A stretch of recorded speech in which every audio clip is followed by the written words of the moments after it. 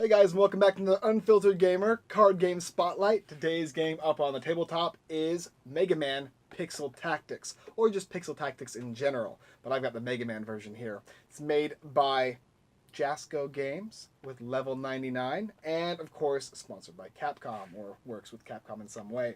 Now, in the game Mega Man Pixel Tactics, this plays the same way as the regular regular Pixel Tactics, and if you want a full, in-detail full review as well as the explanation of how to play the game, you should go ahead and check out the Cardboard Stackers tutorial reviews, which are beautiful with sprites and all the animations and stuff. Shows you everything. For me, I'm just going to give you a basic idea of how the game is played and tell you what I think about it.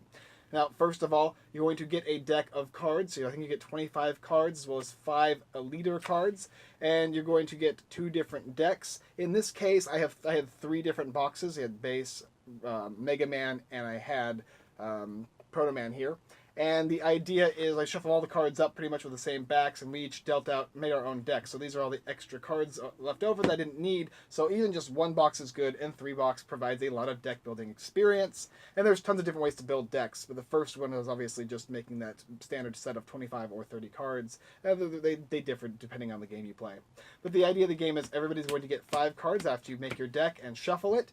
And then you're going to go ahead and choose a leader from among those cards. After you select a leader, and there is a leader side and a normal side on each of these cards, you're going to place that leader in the middle of your board, and you'll be making a 3x3 grid for you and for yourself, as well as your opponent's going to make one as well. So I'm going to go ahead and just pick one at random here. Dr. Wily can be my leader. Actually, he's a little crazy. We'll just pick somebody a little simpler. How about Blade right here? And what I do is I just go ahead and set him like that in the middle. And then I'm going to go ahead and have my opponent here select one of his cards, and he's going to go ahead and put one down as well. Shadow Man will work right there in the middle. So we've got our middle section here. So you got a front, middle, and a rear section. And after that, you've selected your characters here. You're going to then take turns simply by placing these guys in certain positions. So this is the middle. We'll try and get enough room for you. Here we go, just like that. Now, one player is going to start off first, and then that first player is going to take their turn in the first row, and then the second player is going to take his turn in the first row. You're going to move down to the second row. First player takes his, second, so on and so forth, until what happens is all 3 of the rounds end, and then you're going to flip over. This one's going to go ahead and be blue, and this one will go ahead and be red. However you want to do it. And then the first player will switch, right? And that is kind of the idea of the game. And on your turn, you're going to get to do different actions. One of the actions could be to play a character from your hand, and that character is going to go on the lighter side and the smaller side, which is going to indicate that he is actually kind of like a minion, whereas this is your leader. And it's going to show how much damage he does and how much health he has and how he can easily be knocked out if your health is removed. From there, you're going to also get different rows of what the cards do. So first of all, you have the red, and then green, and then blue. The red is going to be for the first row, green is for the second, and blue is for the third. So depending on where you place these guys, they're going to do different things. Some of them have range attacks, some of them have spells, and some of them just do melee damage. So you want to be careful where you place them, because sometimes you're not going to get to do what you want to do based on how you place these guys, unless you're smart about it. One action could be to attack, one action could be to place a card, you can draw a card for an action. There's tons of different actions you can do, but I'm just going to go ahead and show you the simple setup of the game.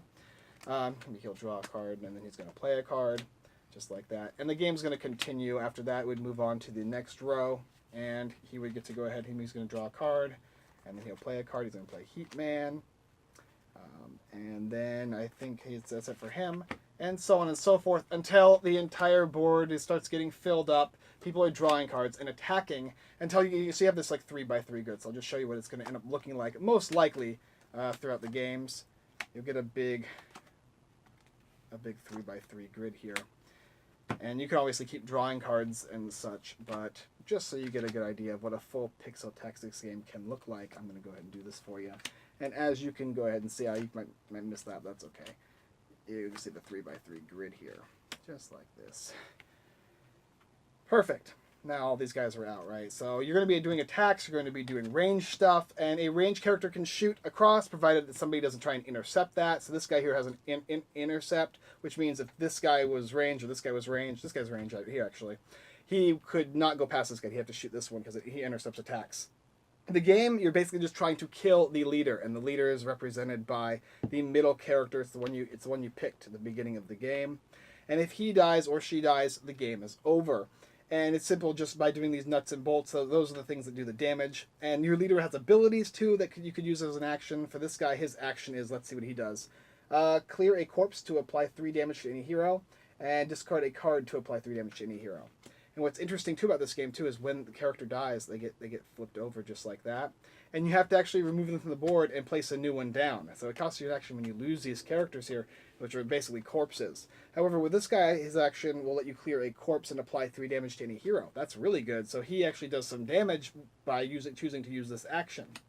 You could also do some different things, like there's traps and such that you can play from your hand, as well as these little purple things here that are basically like a spell from your hand. Defeat a hero that makes a melee attack on its owner his most recent turn. That's pretty cool. What's this one do? Apply 3 damage to your leader, draw that many cards +1. So you could draw 4 cards from your deck, and that's going to help you throughout the game. And that is the basic idea, very simple, of how you play Pixel Tactics. The Mega Man or any other variant of the game, they all have different key terms and key phrases and such. But nevertheless, that's the idea, right? You're just trying to kill your opponent's leader. Once you kill your opponent's leader, that is when it's over. If you both die, you just calculate however many guys are left.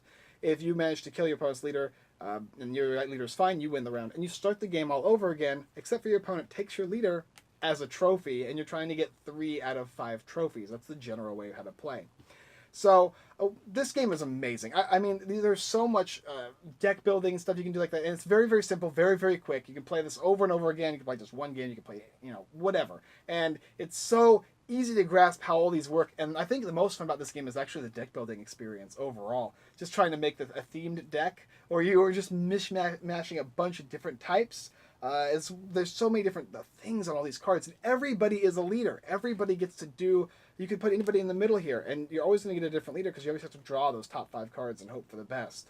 Or at least in the variants I know. There's a lot of variants. There's a lot of fan groups out there that play this. There's a lot of forums I've been looking at, just checking out how to build deck building stuff. I never did win this game, and no matter how many times I tried, Grant still beat me. Dang you, Grant! Yeah, he's quiet, but he stomped me every time.